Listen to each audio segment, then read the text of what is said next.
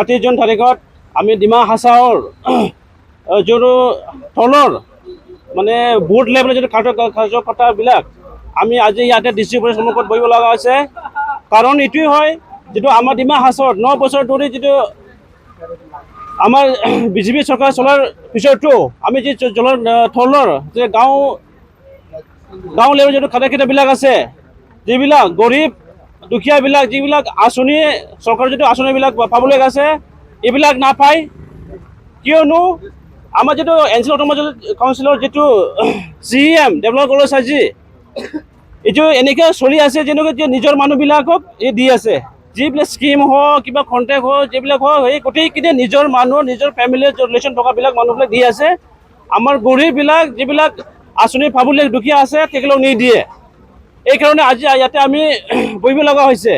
আৰু কাৰণটো আৰু কথাটো আছে, খালি এইটোৱেই নহয়, কণ্টেক্ট হওক ছাৰ্ভিচ হওক আৰু তাৰপিছত চিণ্ডিকেট, তাৰপিছত লেণ্ড এনক্ৰচমেণ্ট, এইবিলাক ডাঙৰ ডাঙৰ যিবিলাক কাৰণ আছে, এইকাৰণে আমি আজি ইয়াতে বহিব লগা হৈছে।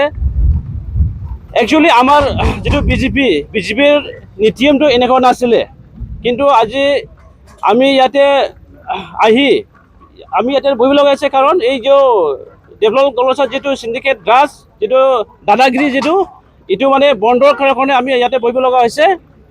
আৰু আমি ইমান দিন বিজেপিত কাম কৰিলোঁ, ইমান কাম কৰাৰ পিছত বিজেপিৰ নীতি আদৰ্শটো এনেকুৱা নাছিলে।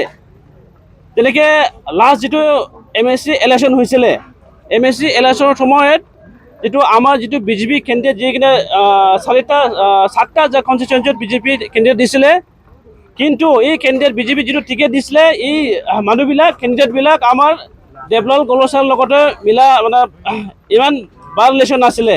এইকাৰণে তেখেতৰ বিজেপিৰ টিকেটৰ কেণ্ডিডেটৰ এগেইনষ্টত নিজৰ মানুহবিলাকে সেই মানে ইলেকশ্যন কণ্টেষ্ট কৰিছে, মানে কণ্টেষ্ট কৰাইছে।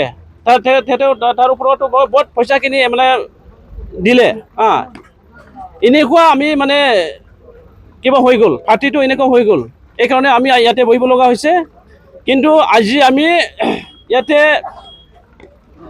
বহাৰ পিছত যদি আমাৰ বিজেপি বা চৰকাৰে যদি কোনো ষ্টেপ নলয়, তেনেহ'লে আৰু পিছৰ দিনত আৰু ইটোতকৈ আৰু ডাঙৰকৈ আমি আন্দোলন কৰিম বুলি আমি সকীয়াই দিছোঁ। নহ'লে ইয়াতে আমি মানে বিজেপিটো আৰু বচাব নোৱাৰিম, এনেকুৱা আমি অৱস্থা হৈ আছে এতিয়া। Thank U.